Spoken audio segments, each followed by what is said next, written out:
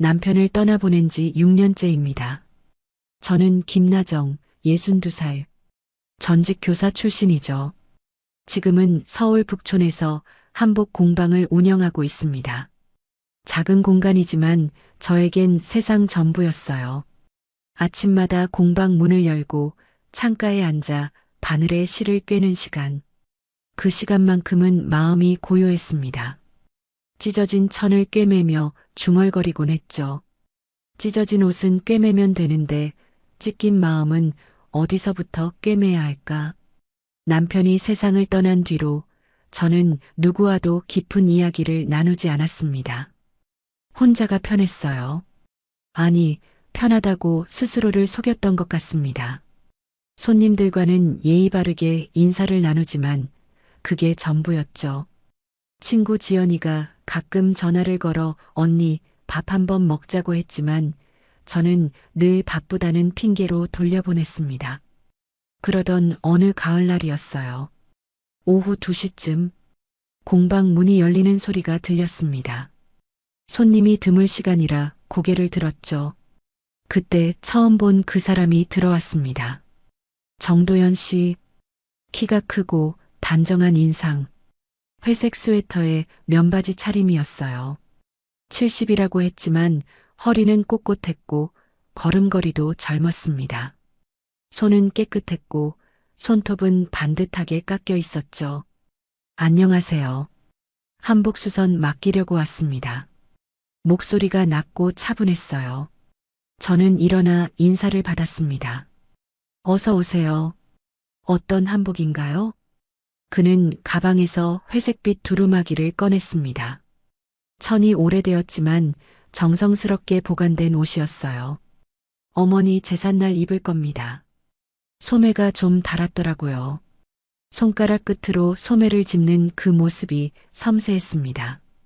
어머니를 그리워하는 마음이 묻어났죠. 저는 천을 만져보며 말했습니다. 수선 가능합니다. 일주일 정도 걸릴 것 같아요. 감사합니다. 급하지 않으니 천천히 해주세요. 그는 웃었습니다. 입꼬리가 살짝 올라가는 절제된 미소였어요. 그리고는 공방 안을 천천히 둘러봤습니다. 여기 분위기가 참 좋네요. 오래 하셨어요? 6년 됐습니다. 혼자 하시나 봐요. 네. 혼자가 편해서요. 그 말에 정도연 씨는 고개를 끄덕였습니다. 뭔가 더 묻고 싶은 표정이었지만 그는 물었죠. 그럼 일주일 후에 찾으러 올게요. 수고하세요. 문이 닫히고 공방은 다시 고요해졌습니다. 하지만 뭔가 달랐어요. 공기가 조금 무거워진 것 같았달까요? 저는 그의 두루마기를 펼쳐놓고 바늘을 들었습니다. 며칠 후 수선을 마치고 정도연 씨에게 전화를 걸었습니다. 수선 끝났습니다. 시간 되실 때 오세요. 오늘 오후에 가도 될까요? 네, 괜찮습니다. 그날 오후 3시 정도연 씨는 약속대로 왔습니다. 이번엔 손에 작은 종이봉투를 들고 있었어요. 수선비입니다. 봉투를 건네며 그는 천천히 말했습니다. 김나정 씨, 손이 참 따뜻하시네요. 다른 천도 새 것처럼 만드셨어요. 그 말에 제 얼굴이 뜨거워졌습니다. 칭찬에 익숙하지 않았거든요. 저는 어색하게 웃으며 봉투를 받았습니다. 고맙습니다. 어머니 제사 잘 모시세요. 네. 그런데 정도연 씨는 잠시 망설이다 물었습니다. 혹시 근처에 괜찮은 찻집 아세요? 여기 처음 와서 잘 모르겠더라고요. 저는 순간 당황했습니다. 이게 뭔가를 권유하는 말인가 싶었죠. 하지만 그의 표정은 담담했습니다.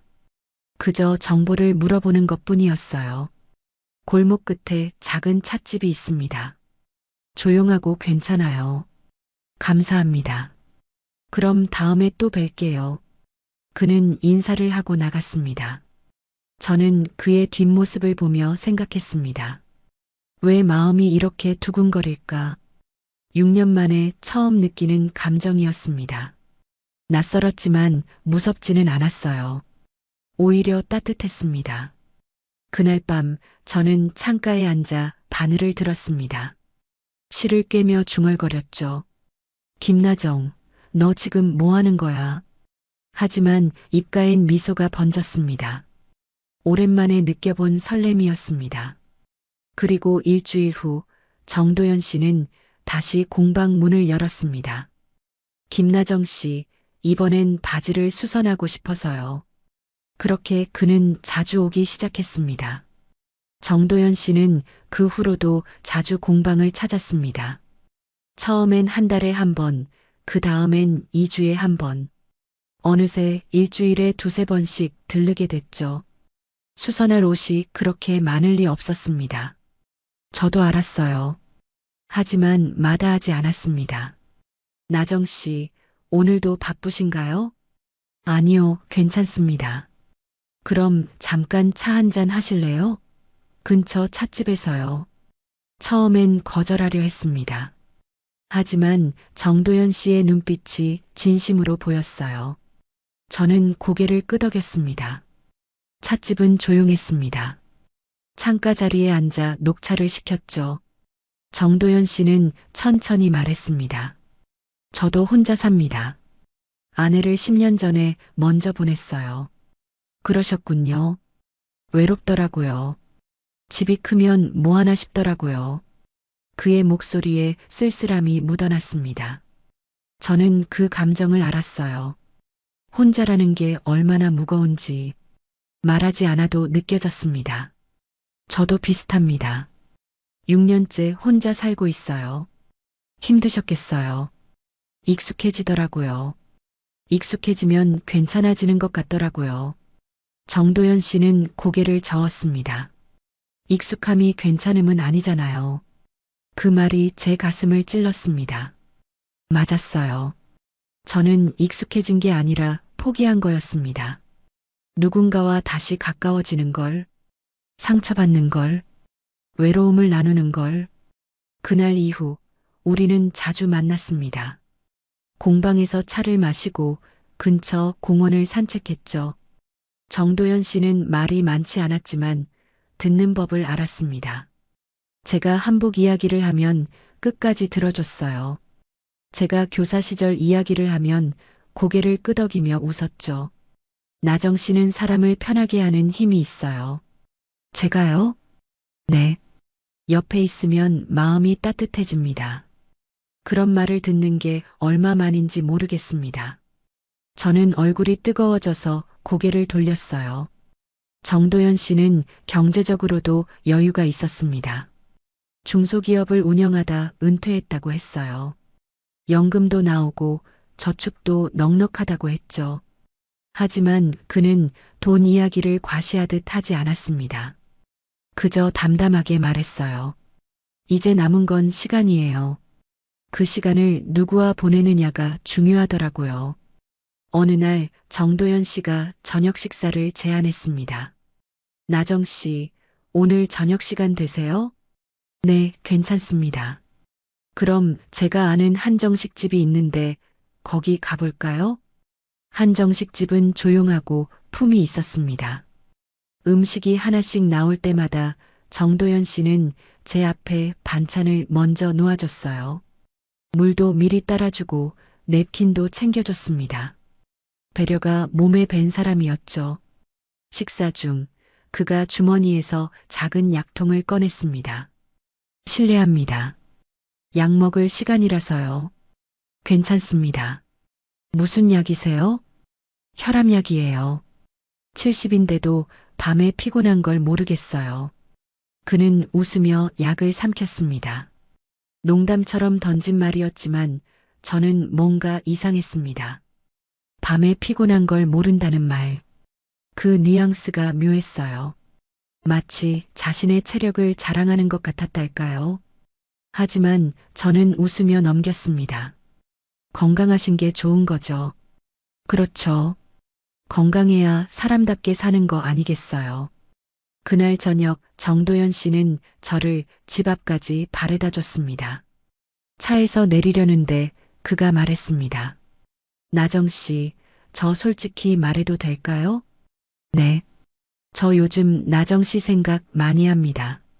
제 심장이 쿵 내려앉았습니다. 예상했지만 막상 들으니 떨렸어요. 나정 씨도 혼자시고 저도 혼자입니다. 나이도 비슷하고요. 남은 인생 서로의 체온으로 버티면 안 될까요? 그의 목소리는 진지했습니다. 눈빛도 흔들림이 없었어요. 저는 입술을 깨물며 생각했습니다. 다시 사랑할 수 있을까? 다시 누군가와 가까워질 수 있을까?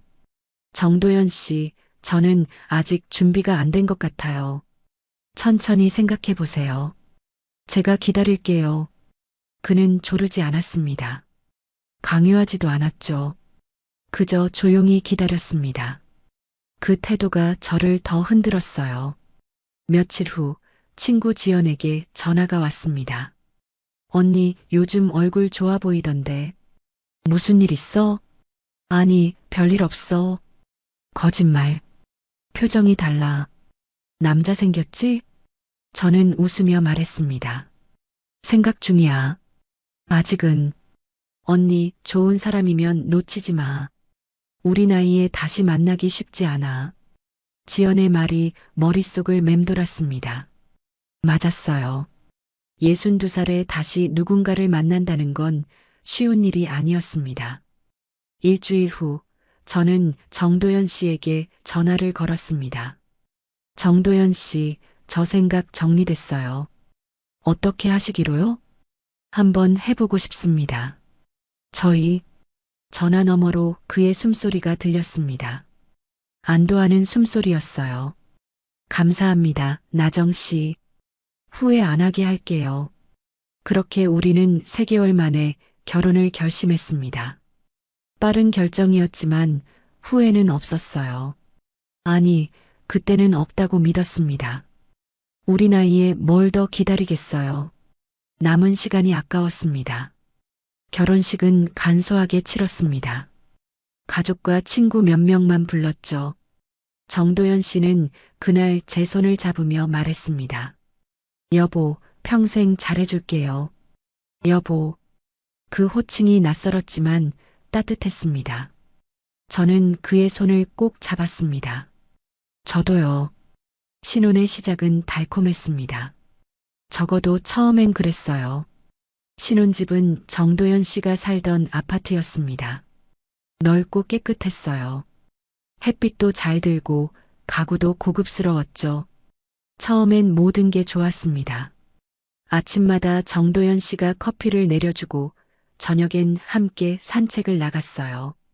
손을 잡고 걷는 그 시간이 평화로웠습니다. 하지만 밤이 오면 달랐습니다. 첫날 밤 정도연 씨는 제 손을 잡았습니다. 여보, 오늘 정말 행복해요. 저도요. 그는 저를 꼭 안았습니다. 따뜻했어요. 오랜만에 느끼는 체온이었죠. 저는 그 품에 안겨 눈을 감았습니다. 하지만 그날 밤은 예상보다 길었습니다.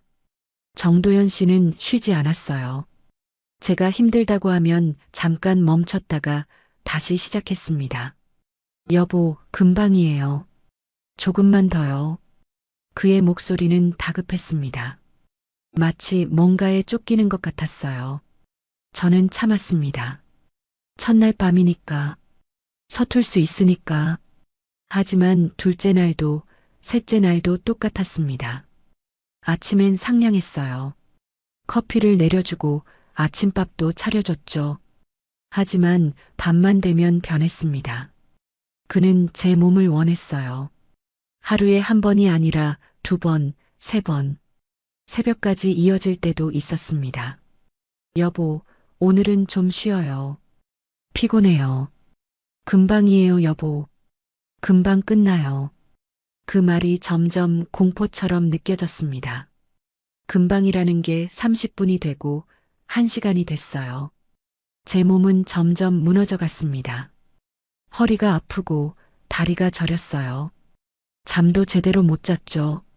일주일째 되던 날 저는 거울을 봤습니다. 눈 밑에 다크서클이 생겼어요. 얼굴은 헬쑥했고 입술은 바짝 말라 있었죠. 이게 신혼의 모습인가 싶었습니다. 행복해야 할 시간이 왜 이렇게 힘들까? 정도연 씨는 아침마다 말했습니다. 여보, 어젯밤 좋았어요. 우리 궁합이 잘 맞는 것 같아요. 저는 대답할 수 없었습니다. 좋았다고 말할 수 없었어요. 그저 웃으며 고개를 끄덕였죠. 그가 원하는 대답을 주는 게 편했습니다. 그러던 어느 날 친구 지연에게서 문자가 왔습니다. 언니, 어제 새벽 1시에 전화했어? 근데 말은 없고 숨소리만 들리더라. 무슨 일 있어? 저는 깜짝 놀라 휴대폰을 확인했습니다. 통화 기록을 보니 새벽 1시 17분. 지연에게 3분간 통화한 기록이 있었어요. 하지만 저는 전화한 적이 없었습니다. 그때 정도연 씨가 거실에서 들어왔습니다. 여보, 뭐 봐요? 이상한 일이 있어요. 어젯밤에 제 폰으로 지연이한테 전화가 갔더라고요. 정도연 씨는 잠시 멈칫했습니다. 그러더니 웃었어요. 아, 그거요. 제가 실수로 눌렀나 봐요. 여보가요? 네. 어젯밤에 여보 폰 충전하려다가 화면 켜졌는데 실수로 터치한 것 같아요. 그의 설명은 자연스러웠습니다. 하지만 뭔가 이상했어요. 새벽 1시에 제 폰을 만진 이유가 뭘까? 충전은 항상 제가 했는데. 그랬구나. 지연이가 놀랐대요. 미안해요. 제가 조심할게요. 정도연 씨는 웃으며 제 어깨를 두드렸습니다. 그 손길이 무겁게 느껴졌어요. 그날 밤도 정도연 씨는 저를 원했습니다. 여보, 오늘은 진짜 안 돼요. 너무 피곤해요. 조금만요. 여보 보니까 그냥 안 되겠어요. 그는 제 말을 듣지 않았습니다. 저는 눈을 감고 참았어요. 언제까지 이래야 하나? 언제까지 이렇게 살아야 하나? 새벽 2시가 넘어서야 끝났습니다. 정도연 씨는 만족스러운 표정으로 잠들었어요. 저는 침대에 누워 천장을 바라봤습니다. 눈물이 나올 것 같았지만 참았습니다. 다음 날 아침 정도연 씨는 여전히 상냥했습니다. 여보, 오늘 뭐 먹고 싶어요? 아무거나 괜찮아요. 그럼 제가 된장찌개 끓여줄게요. 그는 부엌으로 갔습니다. 저는 소파에 앉아 멍하니 창밖을 바라봤어요. 이게 정상인가? 이게 결혼 생활인가? 그날 저녁 저는 지연에게 전화를 걸었습니다. 지연아, 나 좀 물어볼 게 있어. 왜 무슨 일인데? 결혼하고 나서 남편이 너무 자주 요구하면 어떻게 해야 해? 지연은 잠시 침묵했습니다. 언니, 얼마나 자주인데? 하루에 두세 번? 뭐, 그게 말이 돼? 언니 나이가 몇인데. 나도 힘들어. 근데 거절하면 자꾸 금방 끝난다고 하고. 지연의 목소리가 낮아졌습니다. 언니, 그건 정상이 아니야. 그건 사랑이 아니라 집착이야. 집착? 그 단어가 제 가슴을 찔렀습니다. 맞았어요. 정도연 씨의 사랑은 너무 무거웠습니다. 저를 배려하는 게 아니라 자기 욕구를 채우는 거였어요. 언니, 한번 진지하게 얘기해봐. 이건 언니 몸이 망가지는 거야. 전화를 끊고 저는 한숨을 쉬었습니다. 하지만 말할 용기가 나지 않았어요. 겨우 결혼한 지 2주밖에 안 됐는데 벌써 문제를 말하는 게 맞나? 그날 밤 정도연 씨가 다가왔습니다. 여보, 오늘도 예쁘네요. 저는 몸을 돌렸습니다. 여보, 오늘은 정말 안 돼요. 제발이요. 그는 잠시 멈췄습니다. 표정이 굳었어요. 여보, 저한테 거부감 있어요? 아니에요. 그냥 너무 피곤해서요. 그럼 쉬면서 해요. 제가 다 할게요. 결국 그날 밤도 똑같았습니다. 저는 눈물을 삼키며 참았어요. 이게 사랑인가? 이게 부부인가? 신혼의 달콤함은 이미 사라졌습니다. 남은 건 불편한 반복뿐이었어요. 결혼한 지 한 달이 지났습니다. 몸은 점점 무너져 갔어요. 아침마다 온몸이 쑤셨고 계단을 오를 때마다 숨이 찼습니다. 거울을 볼 때마다 낯선 얼굴이 보였죠. 이게 나인가 싶었어요. 그날도 아침부터 정도연 씨는 상냥했습니다. 여보, 오늘 날씨 좋네요. 어디 나갔다 올까요? 괜찮아요. 집에서 쉬고 싶어요. 아니에요. 바람 쐬는 게 좋아요. 제가 예전에 운영하던 공장 근처에 갈 일이 있는데 같이 가요. 저는 거절하고 싶었습니다. 하지만 정도연 씨의 눈빛이 단호했어요. 거절하면 안 될 것 같았습니다. 알겠어요. 그럼 잠깐만요. 차를 타고 30분쯤 달렸습니다. 도착한 곳은 외곽의 낡은 건물이었어요. 간판도 떨어져 있고 주차장엔 잡초가 자라 있었죠. 여보, 여기가 어디예요? 제가 예전에 운영하던 공장이에요. 지금은 안 쓰지만 가끔 들러서 정리해요. 정도연 씨는 차에서 내렸습니다. 저도 따라 내렸어요. 건물 입구엔 녹슨 철문이 있었고 그는 열쇠로 문을 열었습니다. 삐걱거리는 소리가 섬뜩했어요. 여보, 잠깐만 기다려요. 서류 좀 찾아야 해서요. 네. 건물 안은 어두웠습니다. 햇빛이 들지 않아서 습기가 차 있었어요. 먼지가 코를 찔렀죠. 정도연 씨는 지하로 내려가는 계단을 가리켰습니다. 지하 창고에 있어요. 같이 내려가요. 저는 주저했습니다. 왜 저까지 내려가야 하나? 하지만 그는 제 손을 잡았어요. 여보, 혼자 있으면 무섭잖아요. 같이 가요. 어쩔 수 없이 따라 내려갔습니다. 계단은 가파랐고 난간은 녹슬어 있었어요. 한 걸음씩 내려갈 때마다 심장이 빨리 뛰었습니다. 지하 창고는 더 어두웠습니다.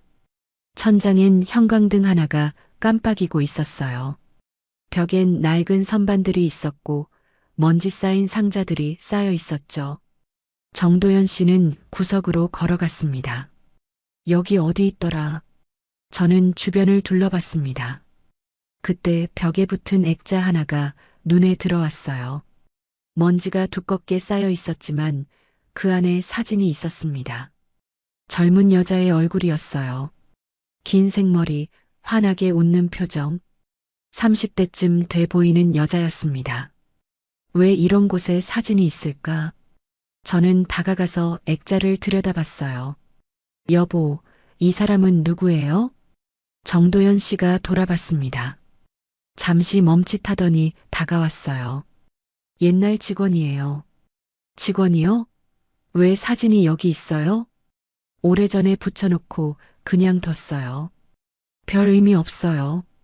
그는 액자를 벽에서 떼어냈습니다. 손끝이 자연스러웠어요.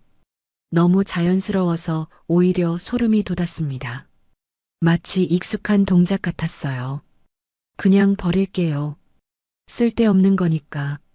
정도연 씨는 액자를 구석에 던졌습니다. 액자가 바닥에 떨어지며 유리가 깨졌어요. 저는 그 소리에 깜짝 놀랐습니다. 괜찮아요, 여보. 신경 쓸 거 없어요. 그는 웃었습니다. 하지만 그 웃음이 이상했어요. 왜 서둘러 치우는 걸까? 왜 별 의미 없다고 하면서도 표정이 굳어 있을까? 여보, 찾는 거 다 찾았어요? 네, 다 찾았어요. 정도연 씨는 제게 다가왔습니다. 그리고 갑자기 제 손을 잡았어요. 여보, 여기 조용하니까 좋네요. 네. 아무도 방해 안 하잖아요. 그의 눈빛이 변했습니다. 아침의 상냥함은 사라지고 뜨거운 무언가가 타오르고 있었어요. 저는 본능적으로 뒤로 물러났습니다.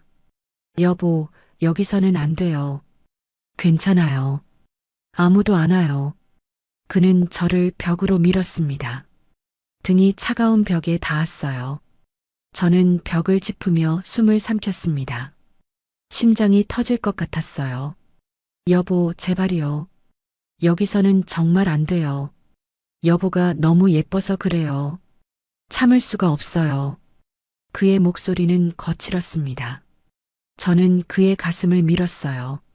하지만 힘이 너무 약했습니다. 그는 꿈쩍도 하지 않았죠. 여보, 그만해요. 나중에 집에서 해요. 지금이 좋아요. 여보, 금방이에요. 결국 저는 저항할 수 없었습니다. 그 지하 창고에서 먼지와 습기 속에서 저는 그의 요구를 견뎌야 했어요. 눈물이 났지만 소리는 내지 않았습니다. 깨진 유리 조각이 바닥에 흩어져 있었고 그 위로 희미한 형광등 빛이 깜빡였습니다. 얼마나 시간이 지났을까요? 끝나고 나서 정도연 씨는 웃으며 말했습니다. 여보, 여기서 하니까 더 좋네요. 다음에 또 올까요? 저는 대답할 수 없었습니다. 그저 고개를 돌렸어요. 벽에 기댄 채 숨을 고르며 생각했습니다. 이 사람이 누구지? 제가 결혼한 사람은 이런 사람이었나? 처음 만났을 때의 그 상냥함은 어디로 간 걸까? 차를 타고 돌아오는 길, 정도연 씨는 여전히 밝았습니다. 여보, 오늘 날씨 좋았죠? 드라이브 겸 다녀와서 좋았어요. 저는 창밖만 바라봤습니다. 지나가는 풍경이 흐릿하게 보였어요. 눈물이 차올라서였습니다. 집에 도착해서 샤워를 했습니다. 뜨거운 물을 온몸에 끼얹으며 울었어요. 소리 없이 조용히 물소리에 묻혀 아무도 모르게 거울에 비친 제 얼굴은 창백했습니다. 눈은 충혈되어 있었고 입술은 바짝 말라 있었어요. 이게 신혼의 얼굴인가? 이게 행복한 사람의 얼굴인가? 그날 밤 정도연 씨는 또 저를 원했습니다. 여보, 오늘 너무 좋았어요. 한 번 더 할까요? 저는 이불을 끌어안았습니다. 더 이상 참을 수 없었어요. 하지만 거절할 용기도 없었습니다. 그저 눈을 감고 견뎠어요. 새벽 3시가 되어서야 잠들 수 있었습니다. 꿈속에서도 지하 창고의 형광등이 깜빡였어요. 깨진 액자 속 여자의 얼굴이 계속 떠올랐습니다. 그 여자는 정말 직원이었을까? 아니면 다른 누군가였을까? 왜 그 사진을 그렇게 서둘러 치웠을까? 의문은 계속 커져갔지만 저는 물을 수 없었습니다. 물으면 안 될 것 같았어요. 알고 싶지 않았습니다. 진실이 두려웠으니까요. 지하 창고 이후 모든 게 달라졌습니다. 정도연 씨의 요구는 더 잦아졌어요. 하루에 2~3번이 아니라 4번, 5번. 시간과 장소를 가리지 않았습니다. 아침 식사를 준비하는 중에도 설거지를 하는 중에도 그는 뒤에서 다가왔어요. 여보, 잠깐만요. 그 말이 공포의 신호가 됐습니다. 저는 온몸이 굳었어요. 또 시작이구나. 또 견뎌야 하는구나. 여보, 지금은 안 돼요. 밥하는 중이에요. 금방이에요. 불 좀 끄고요. 결국 불을 껐습니다. 부엌 싱크대에 기댄 채 저는 눈을 감았어요. 뒤에서 들리는 그의 거친 숨소리, 차가운 싱크대의 감촉, 창밖으로 들리는 새소리, 모든 게 비현실적이었습니다. 청소를 하던 중에도 똑같았습니다. 진공 청소기를 들고 거실을 청소하는데 정도연 씨가 다가왔어요. 여보, 오늘 참 예쁘네요. 여보, 청소 끝나고요. 아니요. 지금이요. 청소하는 모습이 너무 예뻐서요. 그는 청소기 전원을 껐습니다. 그리고 저를 소파로 이끌었어요. 저는 저항했지만 소용없었습니다. 그의 힘은 강했고 제 힘은 너무 약했어요. 거실 창문으로 햇빛이 들어왔습니다. 밝은 대낮이었어요. 이웃집 발코니에서 누군가 빨래를 넣는 소리가 들렸죠. 세상은 평범하게 돌아가는데 저만 이 지옥에 갇힌 것 같았습니다. 저녁을 먹고 난 뒤에도 마찬가지였어요. 여보, 오늘 저녁 맛있었어요.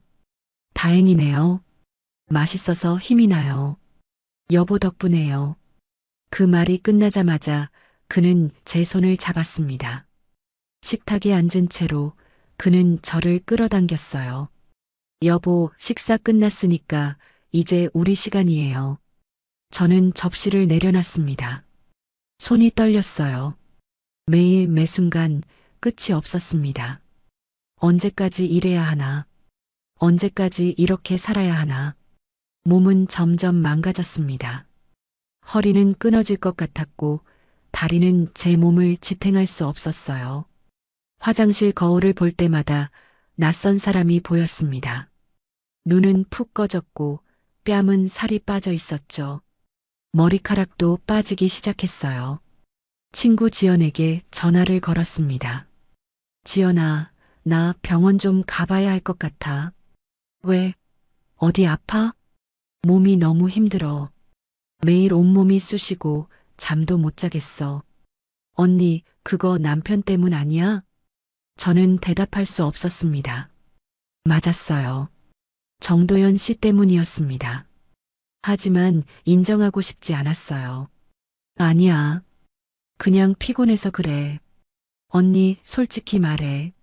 남편이 너무 심한 거 아니야? 심하진 않아. 그냥 자주 그래. 얼마나 자주인데? 하루에 서너 번? 지연이 한숨을 쉬었습니다. 언니, 그건 정상이 아니야. 그건 병이야. 중독이라고. 중독. 그 단어가 귓가에 맴돌았습니다. 정도연 씨는 중독된 걸까? 저에게? 아니면 그 행위 자체에? 그날 밤 저는 일찍 잠들려고 했습니다. 여보, 저 좀 일찍 자도 될까요? 너무 피곤해요. 그러세요. 푹 쉬어요. 정도연 씨는 이해하는 듯 고개를 끄덕였습니다.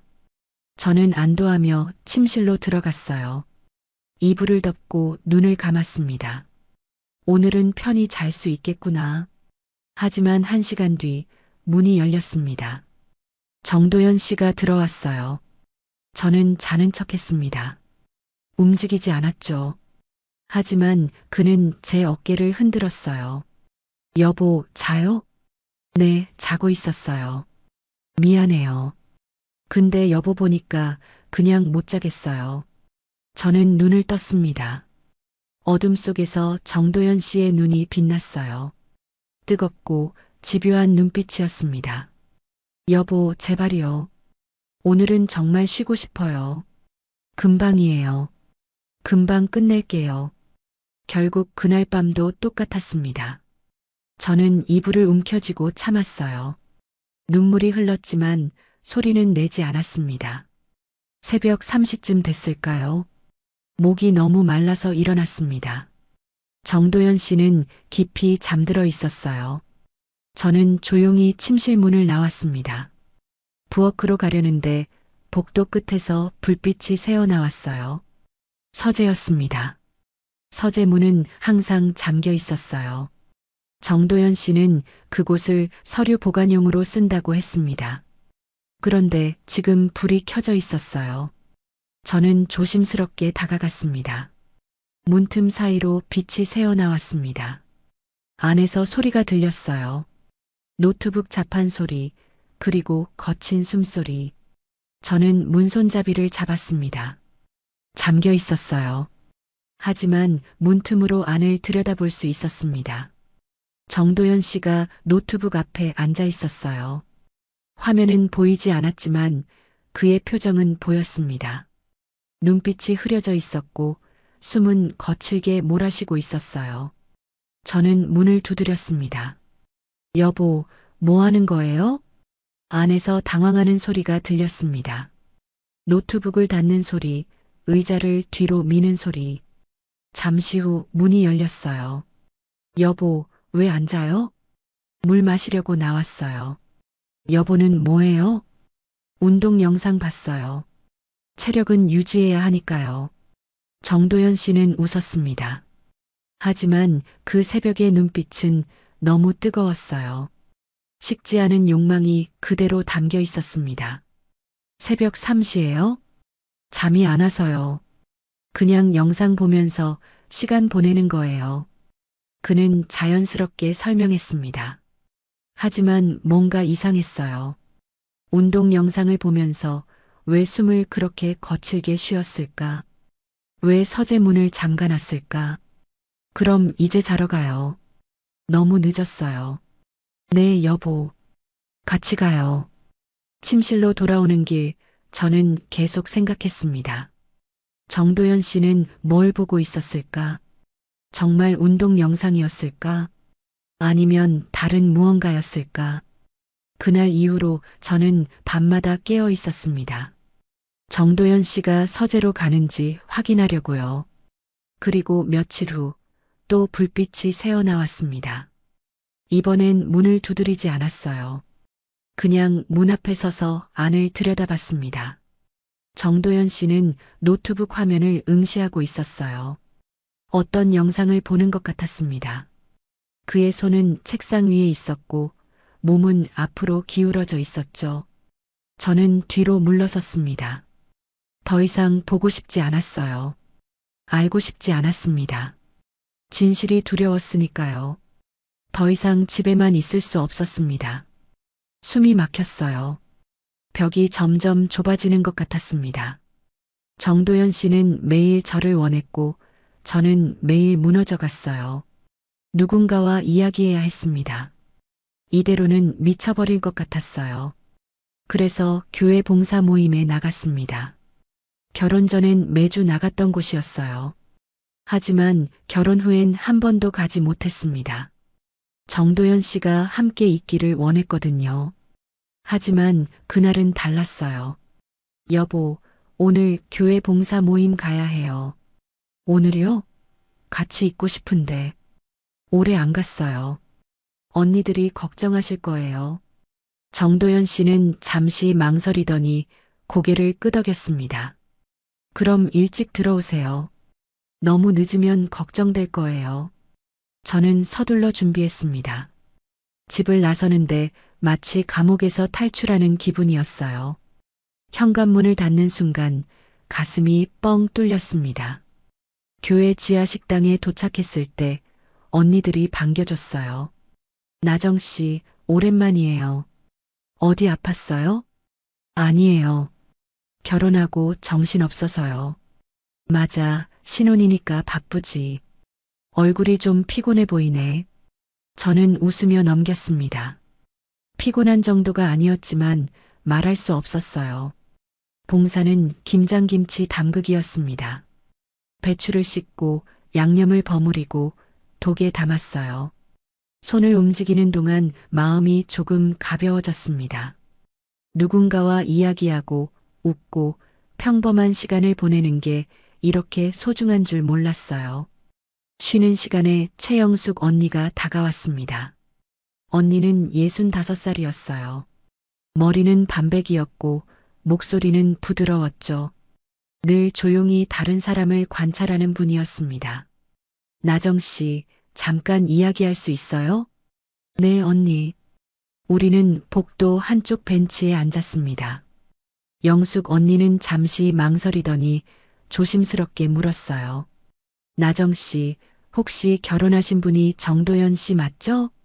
네, 맞아요. 어떻게 아세요? 그분이랑 어디서 뵌 적 있어요? 저는 고개를 갸웃했습니다. 공방에서 처음 만났어요. 왜요? 영숙 언니는 입술을 깨물었습니다. 뭔가 말하기 어려운 표정이었어요. 실은 말이에요. 그분이 전에 저한테도 연락하셨어요. 네. 한 2년 전쯤이었어요.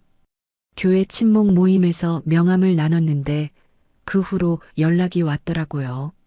제 심장이 쿵 내려앉았습니다. 무슨 연락이요?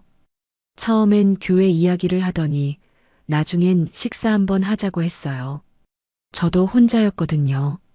남편을 일찍 보냈어요. 영숙 언니의 목소리가 떨렸습니다. 몇 번 만났어요. 그분이 참 예의 바르고 좋은 분 같았거든요.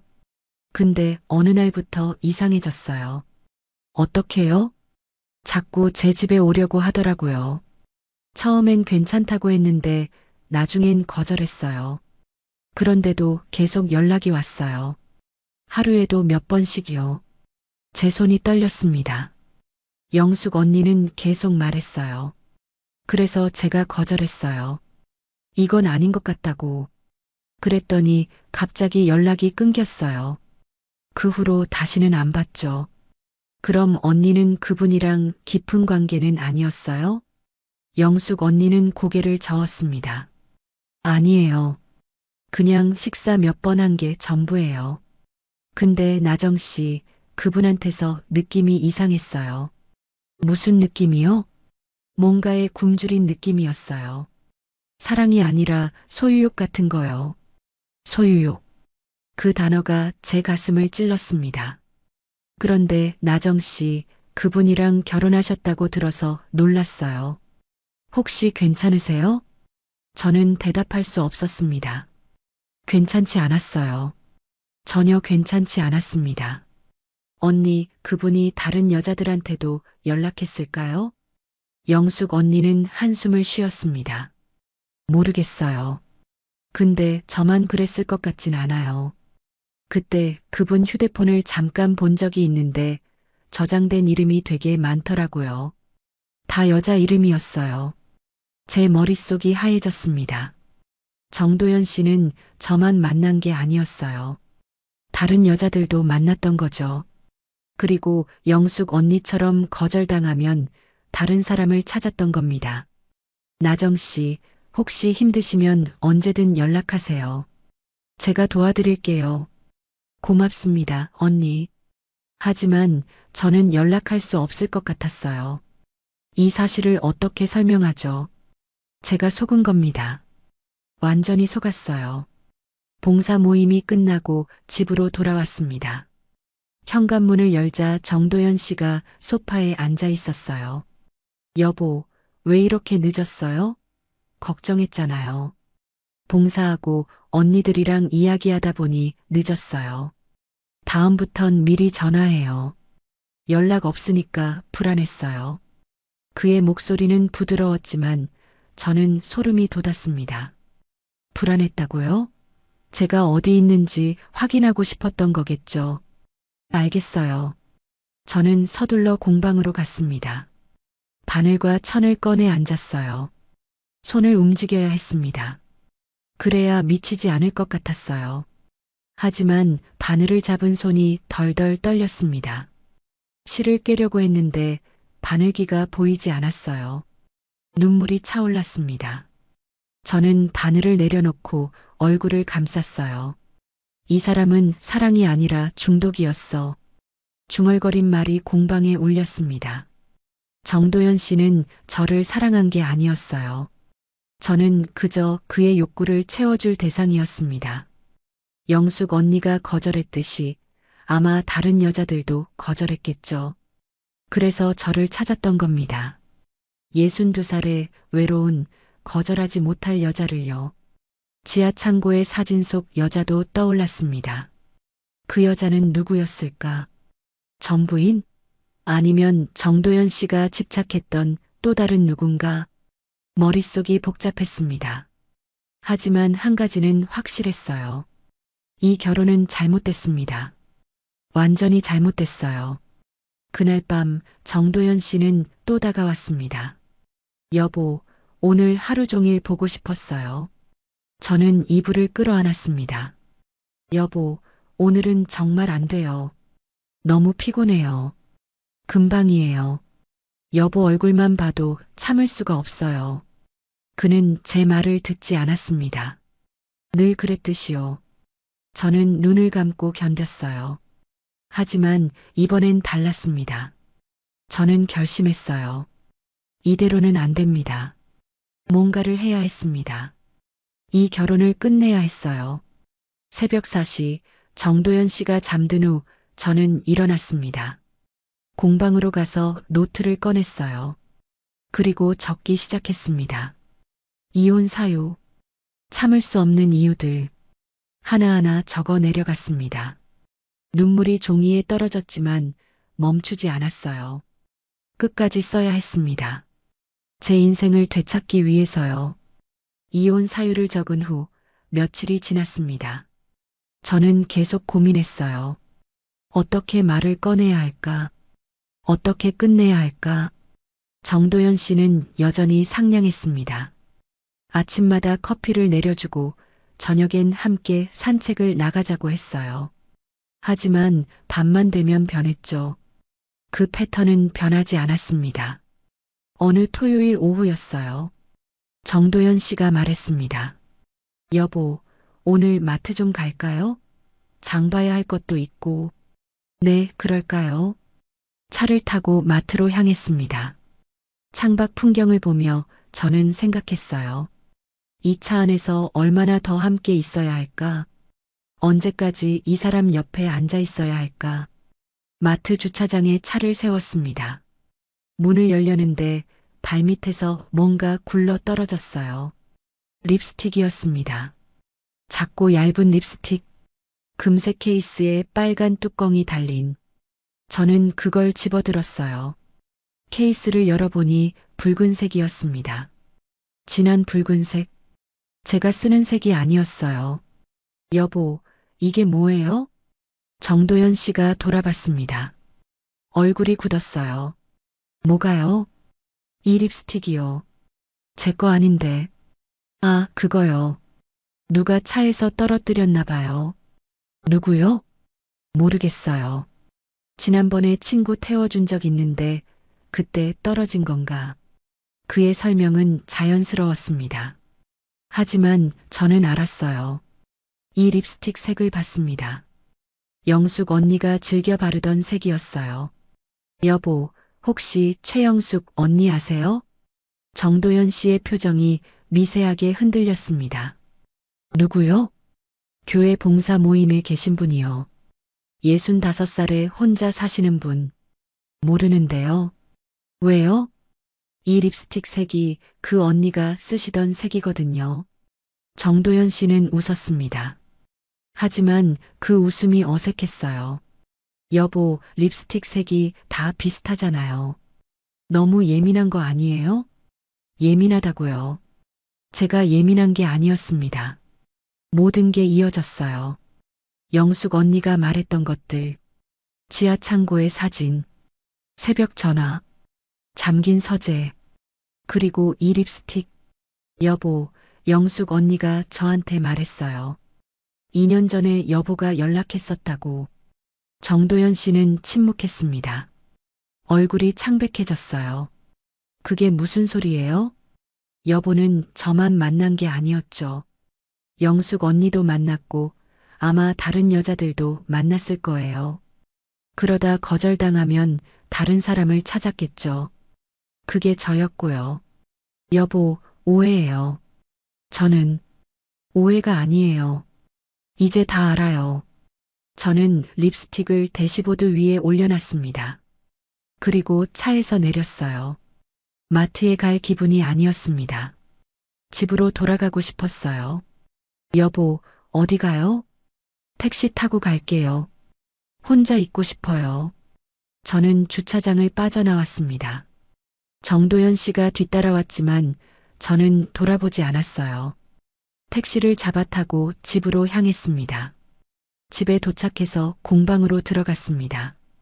바늘을 들고 천을 펼쳤어요. 하지만 손이 떨려서 아무것도 할 수 없었습니다. 눈물이 쏟아졌어요. 억눌렀던 모든 감정이 한꺼번에 터져나왔습니다. 1시간쯤 지났을까요? 현관문이 열리는 소리가 들렸습니다. 정도연 씨가 돌아온 거였어요. 그는 공방 문을 열고 들어왔습니다. 여보, 우리 이야기 좀 해요. 할 이야기 없어요. 제 말 좀 들어봐요. 오해예요. 오해가 아니에요. 여보는 저를 사랑한 게 아니었어요. 그냥 필요했던 거죠. 외로움을 채우고 욕구를 해소할 사람이요. 정도연 씨는 입을 다물었습니다. 부정하지 못했어요. 여보, 저는 여보를 정말 사랑했다고요? 사랑이 이런 건가요? 하루에 서너 번씩 요구하고 거절하면 무시하고 제 몸이 망가지는 걸 모른 척하는 게 사랑인가요? 제 목소리가 떨렸습니다. 참았던 말들이 터져 나왔어요. 여보, 제가 너무 심했나요? 심한 정도가 아니에요. 이건 폭력이에요. 사랑이란 이름의 폭력이죠. 정도연 씨는 고개를 숙였습니다. 변명하지 못했어요. 저는 숨을 깊이 들이마셨습니다. 그리고 말했어요. 정도연 씨, 이제 그만합시다. 그가 고개를 들었습니다. 눈이 흔들렸어요. 왜 갑자기 존댓말이에요? 여보라는 말은 사랑할 때 쓰는 말이에요. 이제 그 마음이 없으니까요. 정도연 씨는 아무 말도 하지 못했습니다. 입만 벌렸다 닫았다를 반복했어요. 우리 이혼해요. 더 이상 함께 있을 수 없어요. 여보, 아니 나정 씨. 다시 생각해봐요. 제가 잘못했어요. 고칠게요. 고쳐지지 않아요. 이건 정도연 씨의 본성이에요. 중독이에요. 중독. 그 말을 듣자 정도연 씨의 얼굴이 일그러졌습니다. 저는 중독이 아니에요. 그냥 나정 씨를 너무 사랑해서. 사랑은 상대를 배려하는 거예요. 존중하는 거죠. 정도연 씨는 저를 존중한 적이 없어요. 제 몸도 제 마음도요. 저는 바늘을 내려놓고 일어섰습니다. 내일 변호사를 만날 거예요. 이혼 서류 준비할게요. 나정 씨, 제발이요. 한 번만 더 기회를 주세요. 기회는 이미 많았어요. 매일 밤 제가 거절할 때마다 정도연 씨는 무시했잖아요. 그게 몇 번이었는지 아세요? 정도연 씨는 대답하지 못했습니다. 저는 그를 지나쳐 침실로 갔어요. 옷을 몇 벌 챙겨서 가방에 넣었습니다. 뭐 하는 거예요? 당분간 다른 데서 지낼 거예요. 친구 집에 가 있을게요. 나정 씨, 이러지 마요. 저는 가방을 들고 현관으로 향했습니다. 정도연 씨가 제 팔을 잡았어요. 놓으세요. 나정 씨, 제발이요. 놓으세요. 안 그러면 경찰 부를 거예요. 그 말에 정도연 씨는 손을 놓았습니다. 저는 문을 열고 나갔어요. 뒤돌아보지 않았습니다. 계단을 내려가며 눈물이 흘렀습니다. 슬픔이 아니었어요. 해방감이었습니다. 드디어 벗어났습니다. 그 무거운 짐에서요. 친구 지연에게 전화를 걸었습니다. 지연아, 나 지금 갈게. 며칠만 있어도 될까? 언니, 무슨 일이야? 목소리가 왜 그래? 이혼하기로 했어. 전화 너머로 지연의 한숨이 들렸습니다. 잘했어, 언니. 이리 와. 내가 다 준비해 놓을게. 택시를 타고 지연의 집으로 향했습니다. 창밖으로 도시의 불빛이 스쳐 지나갔어요. 그 불빛들이 따뜻하게 느껴졌습니다. 저는 혼자 중얼거렸습니다. 김나정, 수고했어. 이제 다시 시작이야. 결혼 생활 2달. 짧았지만 긴 시간이었습니다. 하지만 이제 끝났어요. 제 인생을 다시 꿰맬 시간이었습니다. 이혼 절차는 생각보다 빨리 진행됐습니다. 정도연 씨는 끝까지 붙잡으려 했어요. 매일 전화가 왔고 문자가 왔습니다. 하지만 저는 받지 않았어요. 변호사를 통해서만 연락했죠. 재산 분할도 간단했습니다. 저는 아무것도 원하지 않았어요. 그냥 자유가 필요했습니다. 석 달 만에 이혼이 확정됐습니다. 법원에서 나오는 길, 햇빛이 눈부셨어요. 가을이었습니다. 바람이 살랑 불었고 낙엽이 길에 흩어져 있었죠. 저는 그 길을 천천히 걸었습니다. 처음으로 제 발걸음이 가볍게 느껴졌어요. 지연이 옆에서 말했습니다. 언니, 이제 끝났어. 새로 시작하는 거야. 응, 이제 시작이야. 저는 웃었습니다. 오랜만에 진심으로 웃은 것 같았어요. 공방으로 돌아왔습니다. 6개월 만이었어요. 문을 열자 먼지 냄새가 났습니다. 창문을 열었죠. 바람이 들어와 먼지를 날렸어요. 저는 천천히 공방을 둘러봤습니다. 재봉틀, 바늘, 천뭉치들, 모든 게 그대로였습니다. 시간이 멈춘 것 같았어요. 하지만 저는 변했습니다. 6개월 전에 제가 아니었죠. 며칠 동안 공방을 정리했습니다. 먼지를 털고 천을 다시 정돈하고 재봉틀을 손질했어요. 손을 움직이는 게 좋았습니다. 마음이 차분해졌죠. 일주일 후 저는 결심했습니다. 간판을 바꾸기로요. 예전 간판은 나정한복 공방이었어요. 평범했습니다. 이제는 다른 이름이 필요했어요. 제 이야기를 담은 이름. 마음수선실 김나정. 새 간판을 주문했습니다.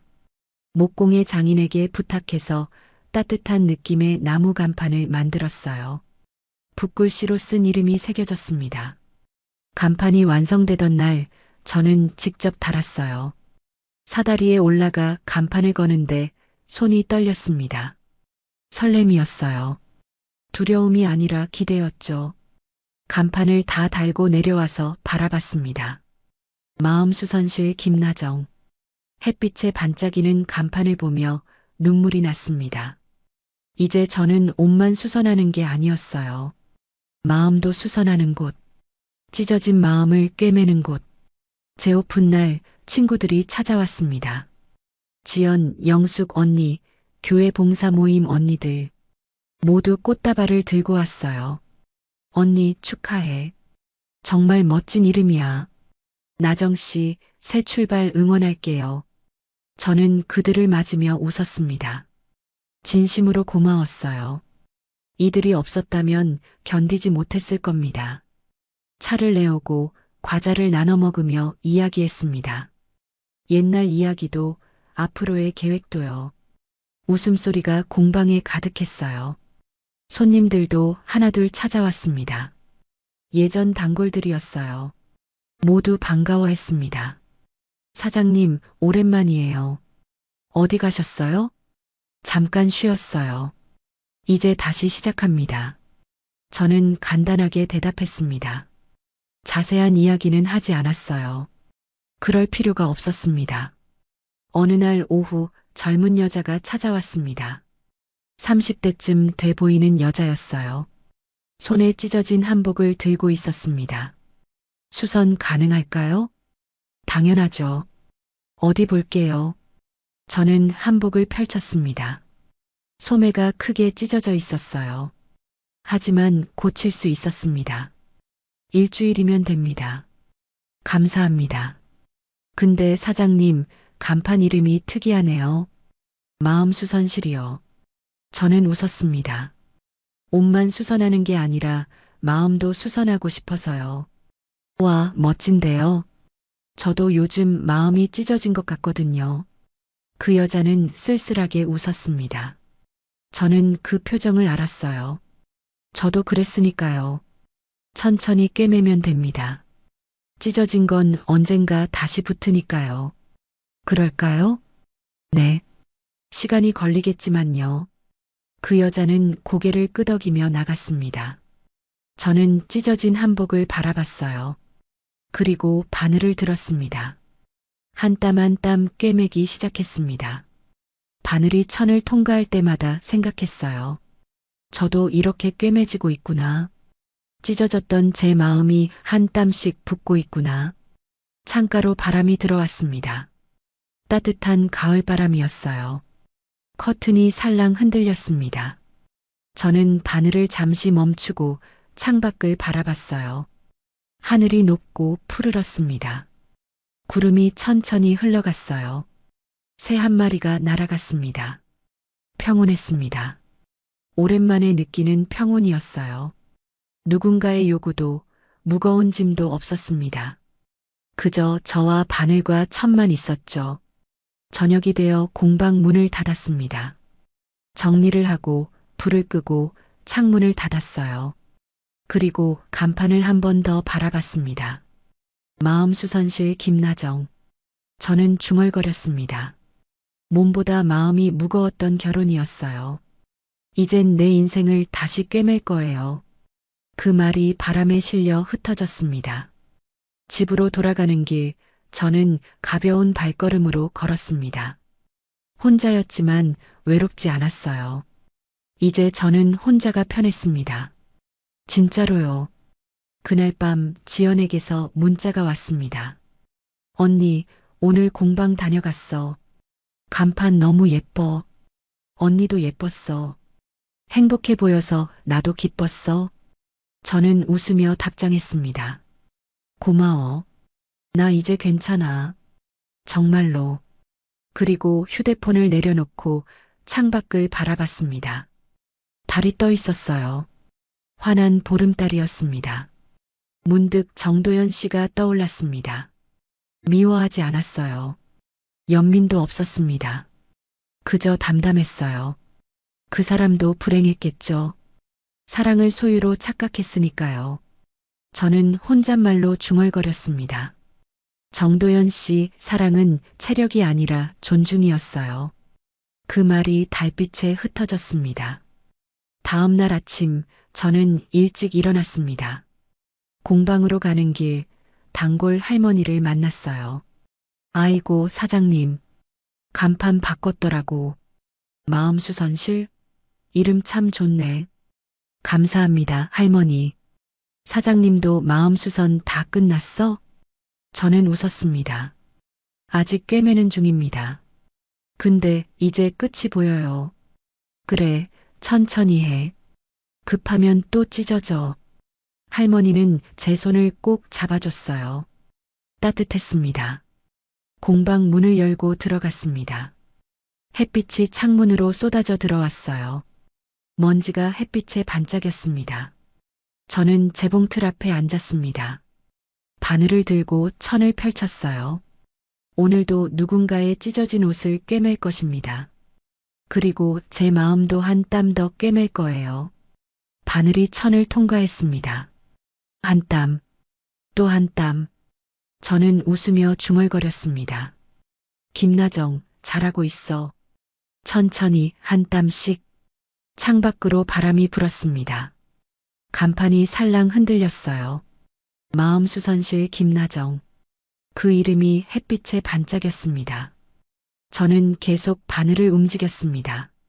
오늘도 내일도 모레도 찢어진 것들을 꿰매며 살아갈 것입니다. 그렇게 제 인생을 다시 수선하며요. 그리고 언젠가는 완전히 회복되겠죠. 흉터는 남겠지만 그것도 제 이야기의 일부니까요.